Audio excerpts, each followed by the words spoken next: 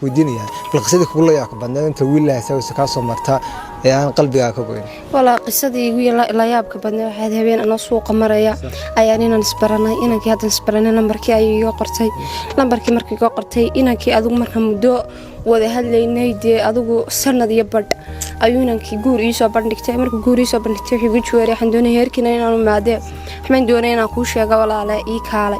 waaye baan ku dhawaanu tagay wixii guul waxaan ka baqayaa in adiga tagtid waxaan ku kaama tagay ii sheeg waxaad adiga qarnaysid ee wuxuu meenu kala qarsan jirin kadib wixii guul waayahay ma adiga tagaysaa waan u dhaartay marka dambe wixii guul walaal anigu nin caloowa baan ahay intaas oo dhan daadigan ka qarnay heerkeyguna burcama degna hargeysa degan yihiin taa walaal marka xal maxaynu keenaa bii guuri wallahi way igu qabowday Soomaha qofkii intaas oo dhan aan la hadlayay aan jeclaaday igu caloowan ahay waanan ka go'i kari waayay Soomaha kadib caloowa muxuu jira qabiilkii qabiilkaaga way la yiraahdaan ahay bii guuri waayay baan ku walaale shaydaanka iska naaro orod iminka iska tag telefoonka ala soo hadlaya wixii guuri waayay soo ima doonaysid haa waan kula tagay waxaan ku walaa ma ila tagina heerkayga iga soo doon kadib wixii guuri heerkiinu ima ka yeelayaan maxaad sameynaa waxaan ku hooyaday balbal ayaan hooyaday bal u sheegayaa ana kula soo socodsiinay hooyaday baan u yimi hooyaday markaan iman hooyaday ku hooyo nin baan wada hadalnaa muddo sanad iyo 2 bilood aan wada hadlaynay hadaan wada hadlaynay hooyo guriga soo bandhigtay waa caadi bay ku hooyo waa qoloma to qabiilkiis markaan sheegay hooyaday way naxday Soomaha qabiilkiisu gabooya markaa ha qabiilkiisu gabooya hooyaday ha way u qaadan way waxay ku hooyo maxaa ka siyaamad waalanta intaan ku hooyo ma waalni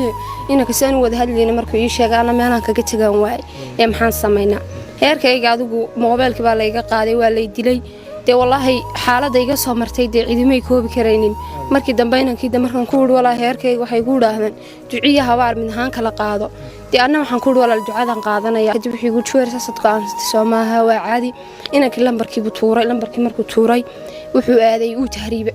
markuu tahriibayna inanay saaxiib yihiin ibaray ayaan telefoonkiisa wacay dadaan telefoonkiisa markaan wacay buu guul aan ku ii war khayr wala maxaa haysaa wala misan ku wala aftaax saaxiibka xaquu ka dhaca lambarkiisana uu xiran yahay